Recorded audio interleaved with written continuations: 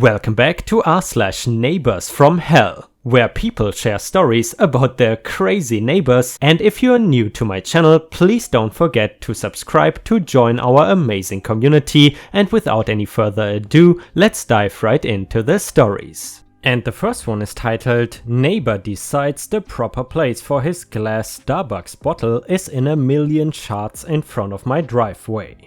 I had some real bad neighbors renting the house next door a couple years ago, whom I had to bang on their door in the early AM hours on 4 or 5 occasions to get them to turn off their music/bass that was rattling my windows and waking up my 9-month pregnant wife, who I'm pretty sure would have beaten the guy's head in if I let her go over there. The last time it happened was 3 AM the night we got back from the hospital with our 4-year-old daughter, and my sleep-deprived self had some choice words. They also had a Harley and a diesel F250, I think, with a big lift and loud-ass engine/exhaust that the guy loved to rev up in the driveway and then just do laps around the neighborhood for an hour or so. Also, he knocked over my mailbox once and my other neighbor's mailbox twice, as well as putting a huge-ass rut in neighbor's yard when he drove into it after a storm. So when my fellow grudge-bearing neighbor and I saw this small-dicked F-stick toss a glass Starbucks bottle out of his window one morning as he was pulling out of his driveway, and we saw it hit the street and shatter and him just drive away, keep in mind my neighbor and I were about 10 feet in front of him, so he definitely saw us standing there talking and then yelling at him as he drove off. We went over there that night and took his overflowing trash can off the curb, pulled out all the trash bags, cut them open, and filled his truck bed with all that garbage. He left one of the back windows cracked about 2 inches, so we shoved banana peels and coffee grounds and other trash through the window into the cab. I went back to the house and grabbed a couple cans of tuna, and we smeared it into as many nooks and crannies as we could on his Harley and dumped the fish juice into his helmet, which he was kind enough to leave out. The cops were there the next morning, and I got to start my day hearing this white trash a-hole screaming at the cops for 30 minutes, and then they got evicted about a month later. I gotta say guys, he did not only deserve this for being a douchebag neighbor, but for also polluting the environment and not giving a damn. Did you ever have any neighbors who were super messy and just threw their trash everywhere? Let us know in the comments. And the next one is titled, Wanna dump your trash on my 71-year-old mother's lawn? Okay, just don't be surprised when you get a cleaning bill from the city. With all this virus going around, I wanted to share something my mom found on her front lawn a few days ago. Some jerk decided to make my mom's front lawn his new garbage bin. There was like 3 to 4 bags of household trash stewed across her driveway and into our neighbor's yard/driveway too. I know, gross, right? Lucky for her, she looked through some of the bags for a bill, because if she got sick, she wanted to let the hospital bill go to him, and she found he had left all of his personal information inside the bags, like bills, credit card numbers, phone numbers, etc. Just saying, if you have no problem dumping your garbage on a 70-year-old woman's front lawn for her to clean up, don't be surprised when you get the cleaning bill from the city. My mom is calling the city tomorrow for them to fine him. As far as I know, our city fines for dumping start at $500 and go up. PS, just to make clear, I am on mobile and garbage pickup was Thursday, the garbage was there Good Friday. Edit. Also, I do want to mention something even I forgot about because it was late when I typed it out. But my mom's house is owned by the city and she rents from them, so technically the man who did this would be dumping on city property and might be facing a bigger fine for it.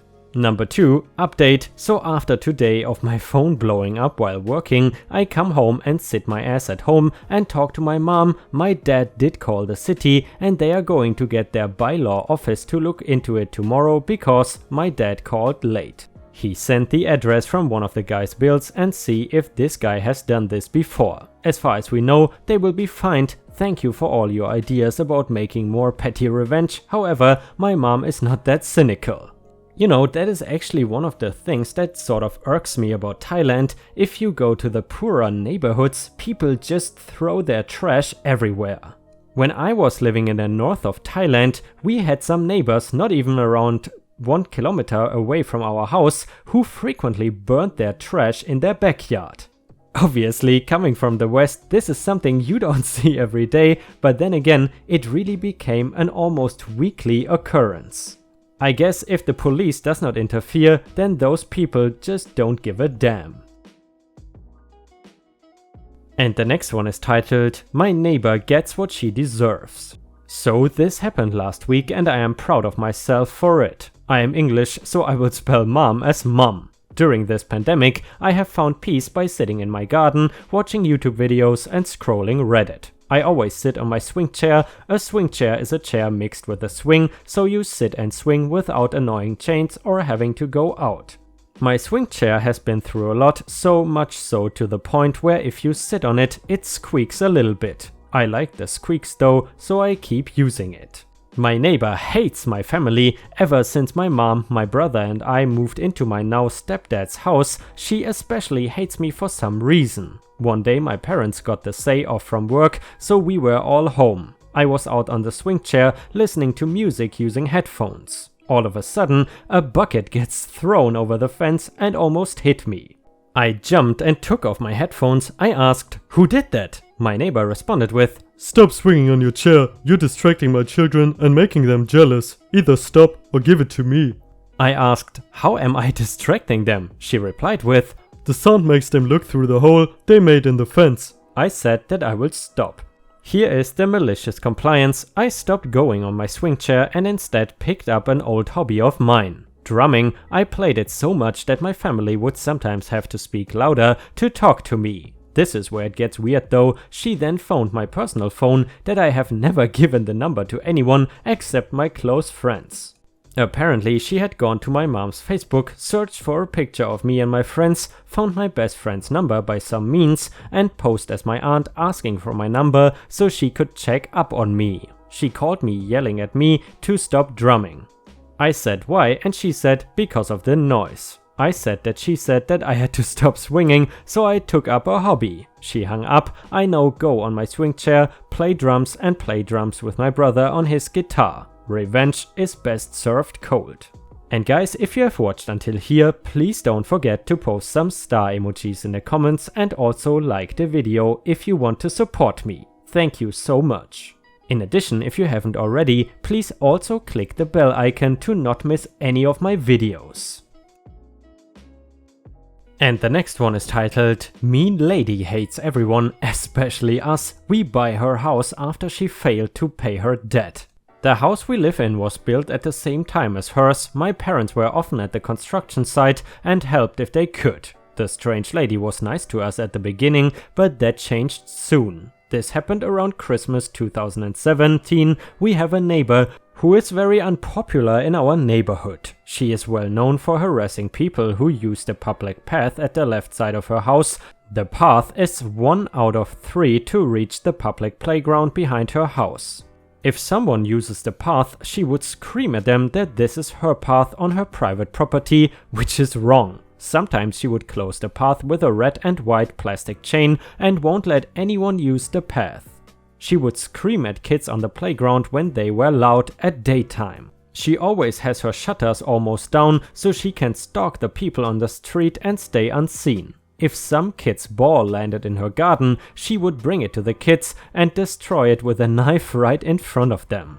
All kids knew this and would run by her house if they wanted to go on the playground. When the neighbor's kids were playing in the winter outside in the snow, she would call the CPS equivalent in my country and tell them that they were locked outside by their parents as a punishment. If someone walked by her house at night, she would often call the police due to a noise complaint. She was known by everyone in our neighborhood as the witch. But she hated my family in particular. We lived right beside her house. Our houses shared one wall. When me and my sister were young, we would use the swing in our garden or jump on our trampoline. She would regularly file noise complaints and often harass me and my sister when we were alone in our garden. If my parents heard her screaming swear words at us from the first floor of her house, they would yell back. If me or my sister walked on the path by her house, she would scream at us. We used the path daily on our way to school. One time when I came home from school, she was in her car with the trunk on the sidewalk. When I walked by the back of her car, she howled the engine and the dark exhaust hit me. Almost every night she would hit the shared wall with something to wake us up. Sometimes she rings on our door and tried to make us go to the other neighbors to complain about small things. We often had lawsuits with her.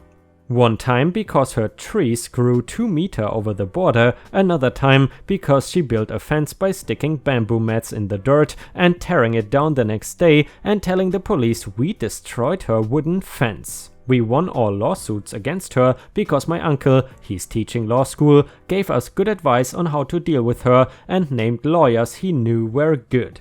She never paid the workers who repaired things at her house and the electrical and water bills. When her old car broke down, she did not pay the car mechanic and never got her car back. She was in debt and had a mortgage on her house. When the foreclosure came, we were at the court and bought her house. She was with us in the courtroom when the auction was and tried to buy her own house, but was not allowed because she could not provide proof that she has enough money. We bought her house where she lived for 20 plus years in front of her. We bought it because my parents were at the construction of her house and knew the workers did a great job at building it. We renovated it when she left, we repainted all rooms, renewed the insulation and put everywhere where no tiles were new wooden floor. My grandparents will be moving in her old house this fall. And you know guys, I was wondering the whole time, where could this story take place? Let me know your guesses in the comments, but I suppose it is probably Russia. And the next one is titled, Neighbor complains about our plants not being HOA approved, we make some new approved improvements. Our community is new and houses are still being built. My neighbor bought a corner lot house, example lot 58, and we have a house lot like lot 57. Corner lots are cheaper because you don't technically have a view of the lake, looks over our lawn. We also have a strict HOA. Both of us have been living here for about 6 months. We planted 2 frangipanis bushes in our lawn, my wife's favorite flower, without the HOA consent. They tend to be ugly most of the year because the leaves fall off, but she wanted them. Our neighbor told us that he did not think that they were allowed by the HOA. I guess he looked our plants up in the rulebook and suddenly threatened that we should not plant bushes that would block his view.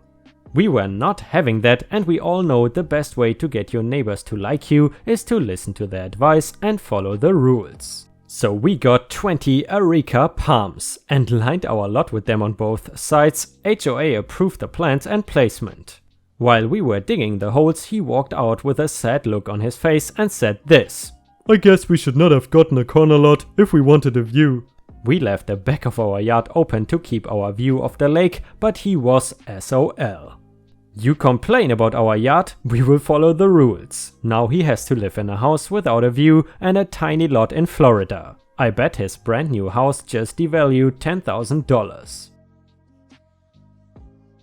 And the next one is a little bonus entitled People's Story, posted on r/ripe stories by Mama-san, and it is titled The Look.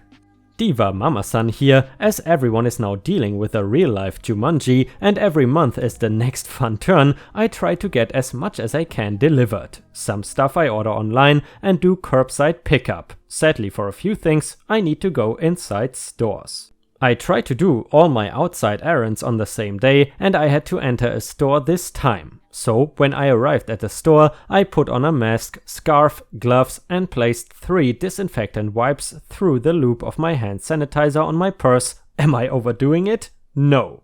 I care about my family and my own good health. I get a freshly sanitized card and use a wipe. I will not touch anything without wiping it down. Big OCD shopping trip. As it has been over a month since I have gone inside, many of the employees stop and greet me. This helps my nerves a bit. It seemed that other than the staff and I, no masks in sight. I reach the cleaning aisle and snag a box of gloves. No luck on disinfecting wipes. I entered the soap aisle hoping to find hand soap that my husband likes. Sold out. I make the decision to head to the soda aisle to try to get some caffeine-free cold drinks. Before I can even turn the corner to go in the soda aisle, I hear an argument. Some crazy woman, younger than me but not by much, was yelling at the Pepsi vendor because her Coke was not stocked. The Pepsi vendor was wearing a mask but not the woman. I walked within about 6 foot from the woman and muttered about how stupid you have to be to try to ask someone stocking a rival brand for the other brand. I then just stared at her. In less than a minute she appeared to almost crumple and quickly leave the aisle. I very politely asked the Pepsi vendor if he had any caffeine-free Diet Mountain Dew. With the saddest expression on his face, he told me that almost all caffeine-free drinks were sold out and he did not know when they'd be able to stock more. I just laughed and told him not to worry about it. After all, people need to calm down and caffeine did not help that. So I happily checked out, brought my booty home and immediately jumped in the shower to scrub myself down. I still got it. Thank you for the story, Mama-san, and Jesus, you definitely take that serious. My respect. I also wear a mask everywhere I go and I have a little hand sanitizer. However, I don't usually wear gloves around here. But then again, here in Thailand, we did not have any active cases for quite a few weeks already.